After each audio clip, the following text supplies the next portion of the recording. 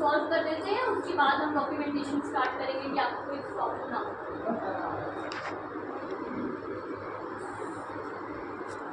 सब लोग आ गए हैं, कोई बच्चा है? कोई लोग नहीं आ रहे हैं। अच्छा, वेट करें, सब आ जाए एक साथ में। ठीक है, कितने बच्चे हैं?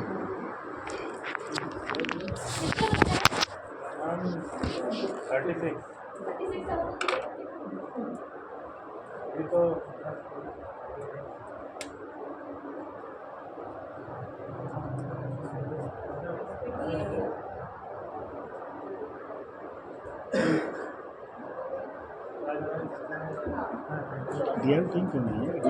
तो अभी जिसको जो क्वेश्चंस हैं, जो क्वेरीज हैं, आप पहले वो पूछो, उसके बाद हम स्टार्ट करेंगे।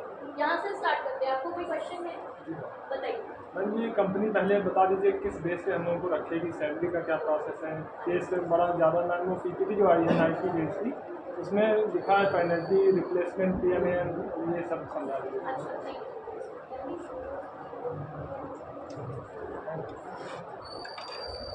ठीक है, मैं एक नॉर्मल इंट्रोडक्शन देती हूँ जब तक लैपटॉप ऑन हो रहा है। ठीक है, ओके।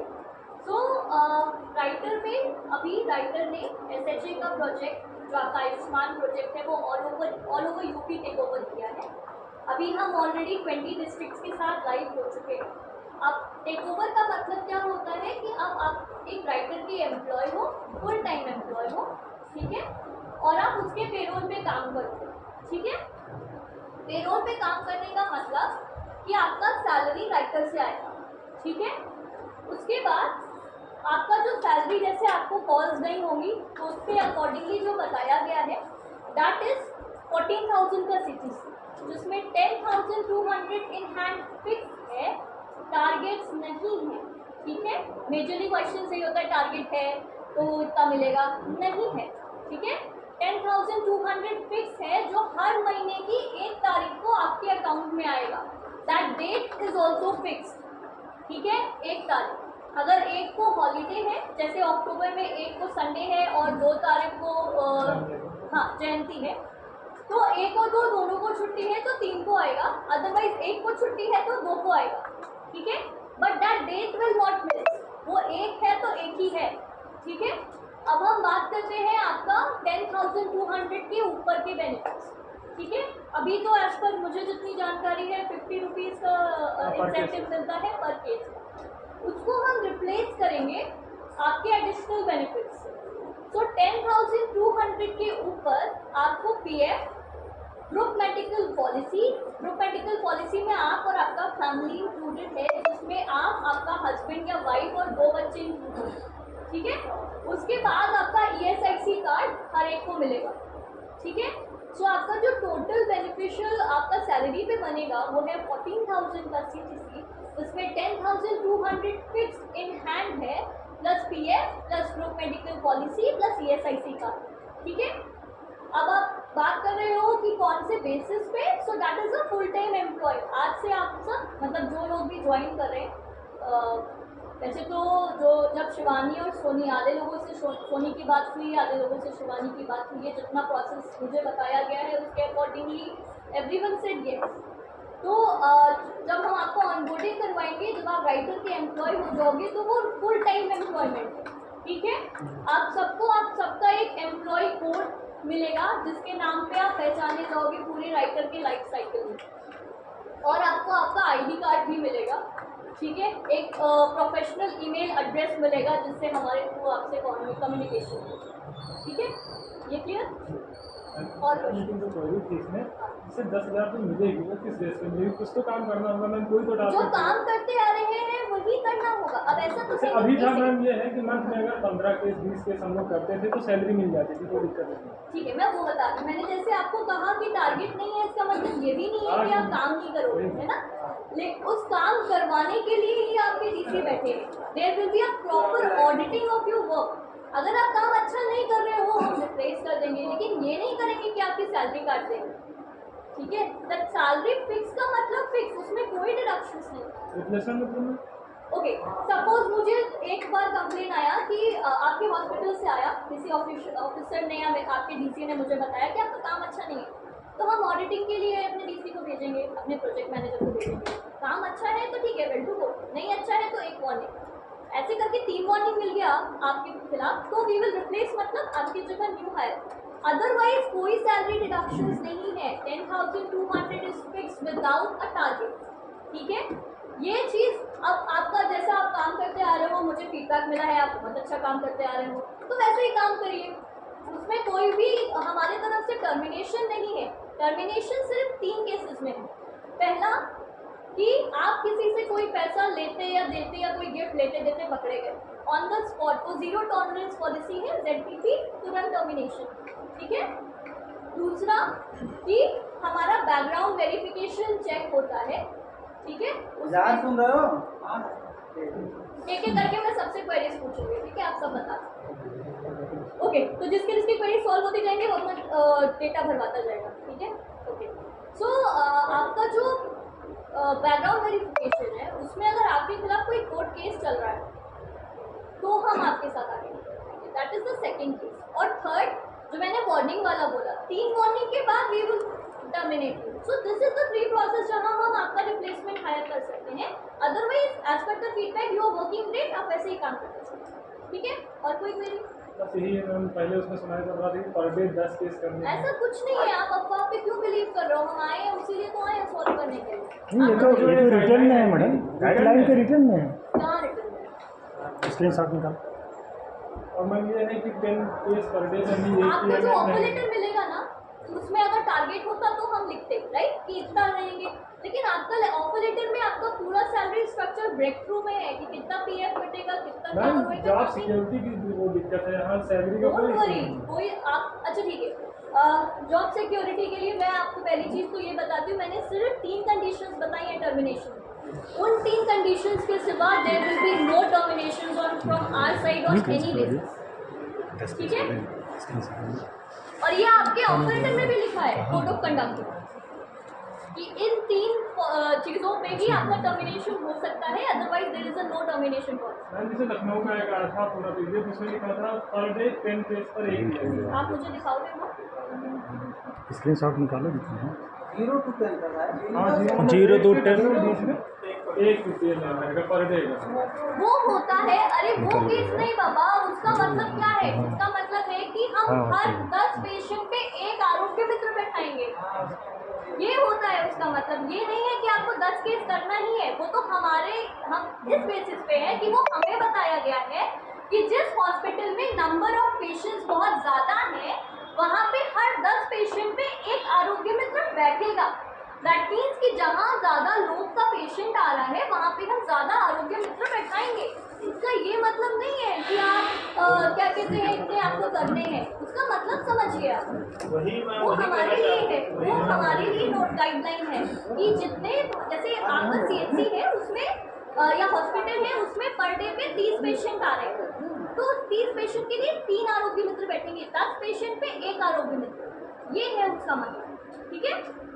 ओके, नेक्स्ट क्वेरी आप बताइए। मैम जैसे आपने कहा कि 3 कंप्लेन पे क्वेरी हो जाएगी, हम लोग अपने लोकल में हैं, कोई मतलब वो अपना टारगेट बना के हम लोगों से कोई कंप्लेन करता है तो आप, टारगेट तो उसी के लिए तो DC बैठा है, आपको ऐसे थोड़ी ना है कि आप जी। उधर से कंप्लेन आया और हमने आपको वार्निंग दे दी। जी यूपी की हूँ तो मुझे भी पता है कौन कितना टारगेट करता है, जी, जी। ठीक है। तो उसके लिए हम क्या करते हैं, आपका DC अगर आपके खिलाफ कंप्लेन आएगा तो आपके पास पहुंचेगा। आपके ऑपरेटर में भी लिखा है कि after proving the facts and figures, अगर वो फैक्ट प्रूव हो जाते हैं तो ही ऐसा कुछ होगा। अगर आप उनसे, वो आपसे पूछेंगे आप बताओ ऐसा ऐसा है, तो ऐसा थोड़ी ना है कि सामने वाला मेरे कुछ भी आपने बोल रहे हैं, आप तो मेरे एम्प्लॉय हो ना, हम आपकी पहले सुनेंगे, उनकी बाद में सुनेंगे कि ऐसा क्यों हुआ।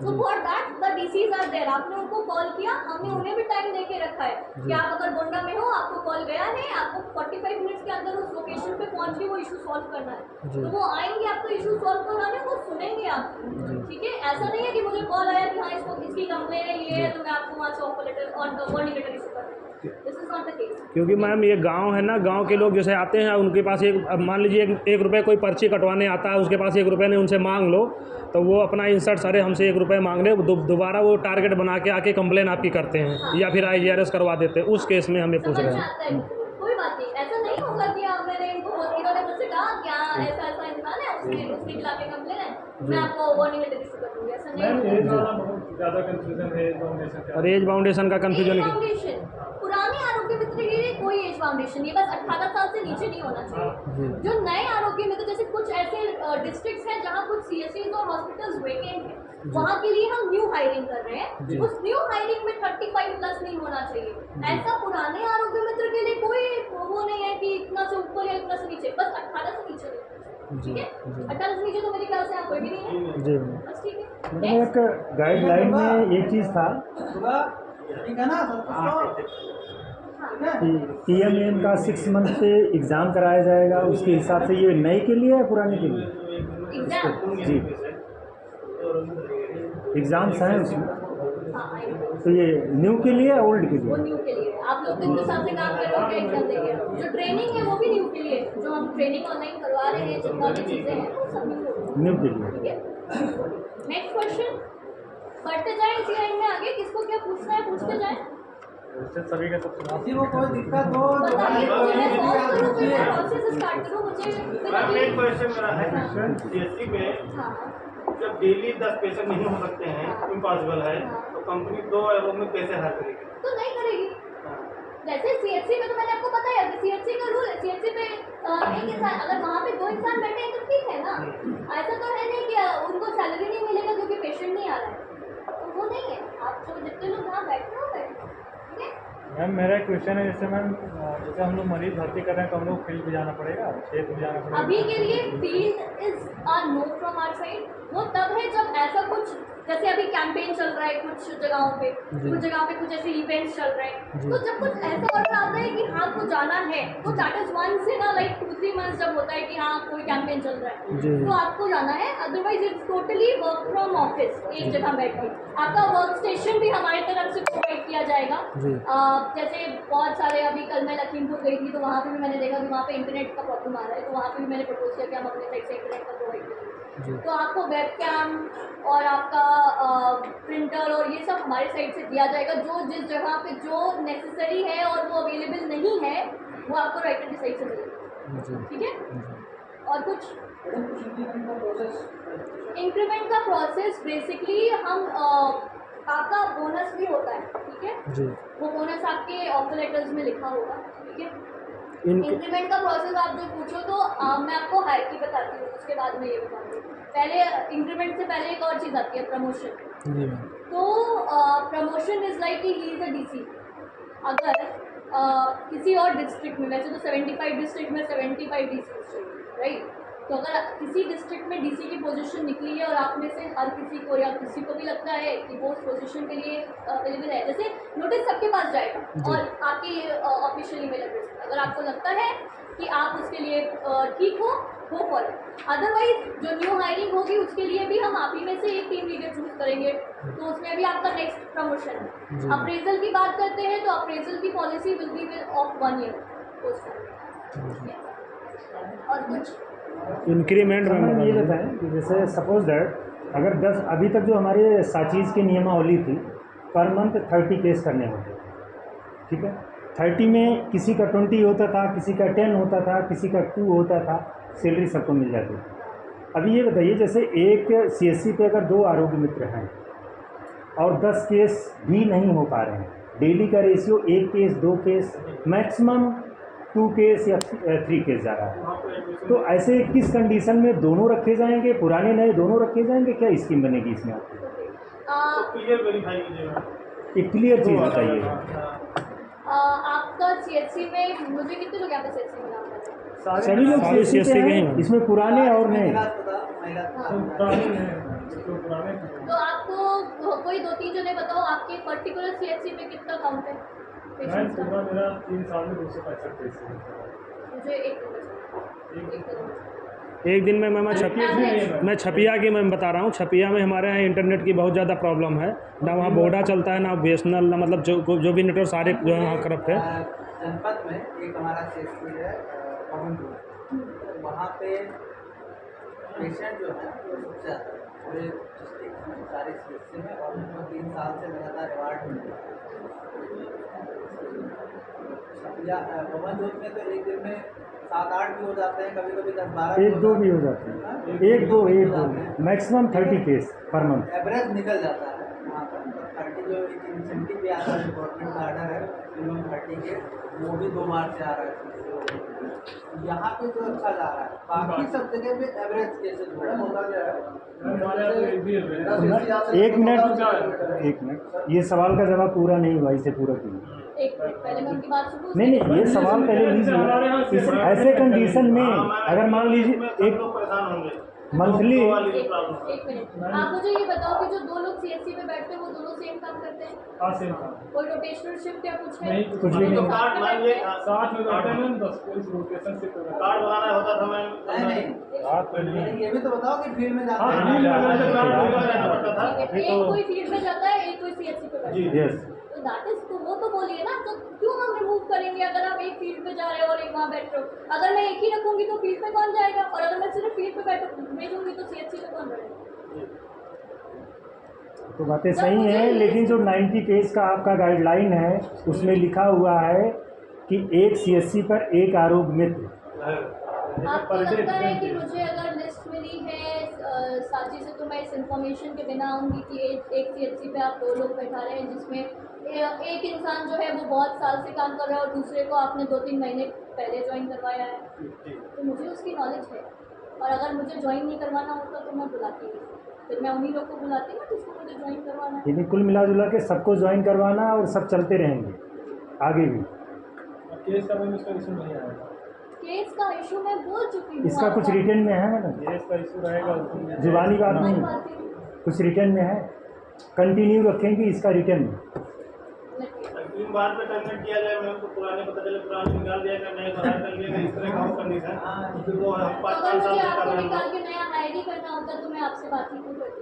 मतलब जैसे लखनऊ का देख लीजिए आप, देखो, राइटर इन्फॉर्मेशन एक प्रोटोकॉल फॉलो करता है। हम ऐसा बिल्कुल भी नहीं करेंगे कि आपको निकाल देंगे या किसी और को हायर करेंगे। आप लोग यहाँ पे काम करके आए हो, आप यहाँ पर ही काम करोगे। ऐसा डरो मत कि मतलब आप लोगों को निकाल दिया जाएगा या किसी और को लाया जाएगा। आप ऐसा नहीं मैम, डरने की बात नहीं है, सवाल है। सिक्योरिटी की बात है, यस, राइट? सिक्योरिटी की बात है। इसीलिए अभी तक सुनिए मैम मेरी बात सुन लीजिए। अभी तक हम लोग आदरणीय डीएम महोदय, सीएमओ मैम और हमारे मुख्य विकास अधिकारी, हम लोग इन लोग के शरण में काम किए हैं। इन लोग के पास मुझे एक सिक्योरिटी मिलती थी, अभी भी है, हम लोग सिक्योर हैं। हम लोग वहाँ पे यहाँ पे इस प्लेटफॉर्म पे सिक्योर महसूस कर रहे हैं। लेकिन आपकी जो कंपनी है राइट इन्फॉर्मेशन, ये कोई प्राइवेट ही है, कोई लिमिटेड या ऐसा कुछ तो है नहीं, आगे का क्या भरोसा? तो हम लोग के सवाल हैं, डर नहीं है। हम लोग सवाल कर रहे हैं, डर नहीं रहे हैं। आप सवाल को डर में ना तब्दील करें।